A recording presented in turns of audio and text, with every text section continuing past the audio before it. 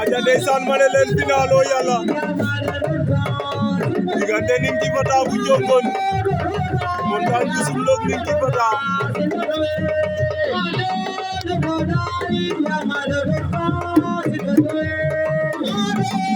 Ninki Fata bu Njongon Montagne bu Sumlok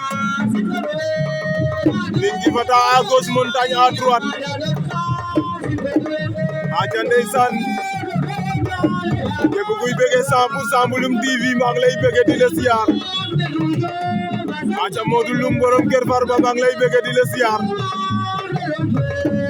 Babacar Touré borom Njaanjaay Olof bëgg naa la siyaar naa la aca di bëgg Seydou Diouf ndeysaan ak madame Diouf maa ngi koy bëgg di ko siyaar aca di bëgg waa Njaanjaay Olof waa Leran ko li fàttewuma leen ndeysaan ak sama Grand Sarr TV maa ngi koy bëgg di ko siyaar di bëgg sama général muy général TV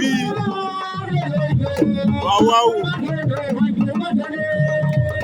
diggante Ninki Fata bu Njongon Montagne bu Sumlok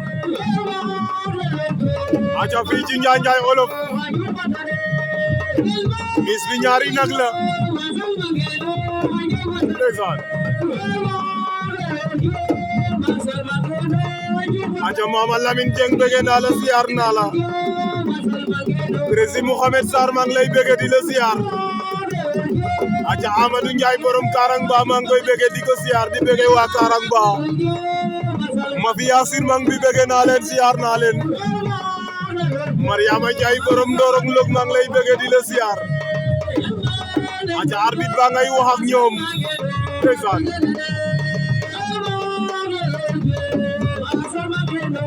Mama Jali Senghor bëgg naa la siyaar naa la aca di bëgg Amadou Thior Bukar Ndiaye bëgg naa la siyaar naa la diggante Ninki Fata Montagne jàppante nañu Montagne jàpp na ko Montagne bu Sumlok Ninki Fata bu Njongon el final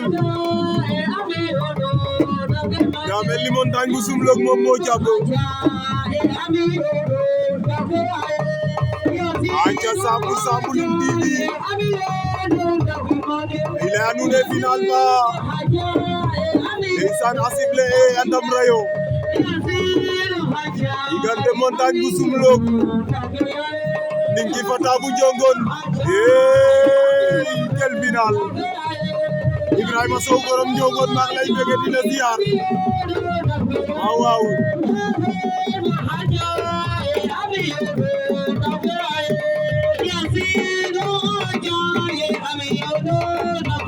waaw ñaari mbër yi jàppante nañu Songole wala Caxabal lan moo ciy xew ndeysaan loolu ci kanam lay leer arbitre bi nee na ngeen bëre diggante Montagne bu Sumlok Ninki Fata bu Njongon loolu ak ndaama la waaw Montagne koy Songole di ngay bañ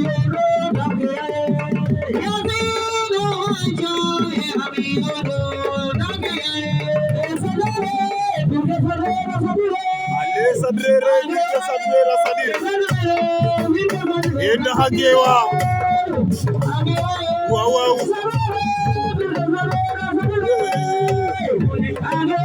dugal na Caxabal bu bañ ey waay quel combat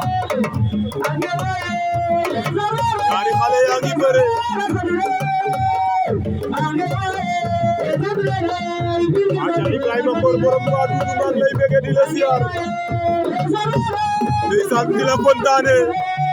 ay waay sadire agi waay Goni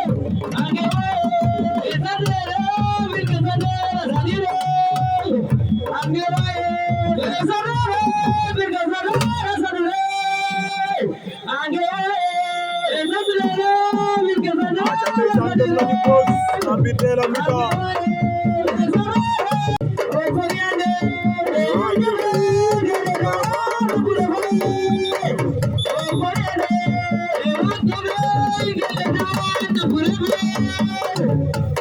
aca ndeysaan arbitre ba baata sifflé deuxième round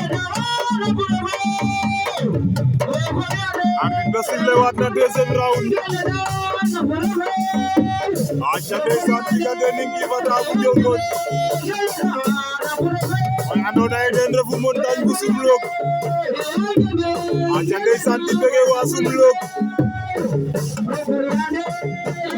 rawatina waa Njongone Bure waaw waaw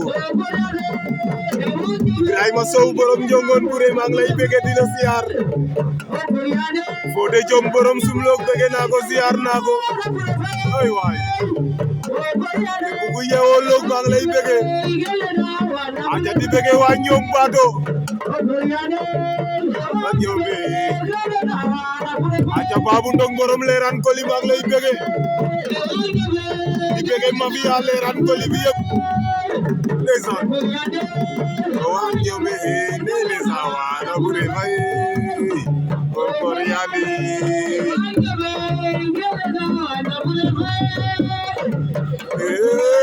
Allahu akbar montagne bu Soumlok daan na Ninki Fata de montagne bu Soumlok ama fa Ninki Fata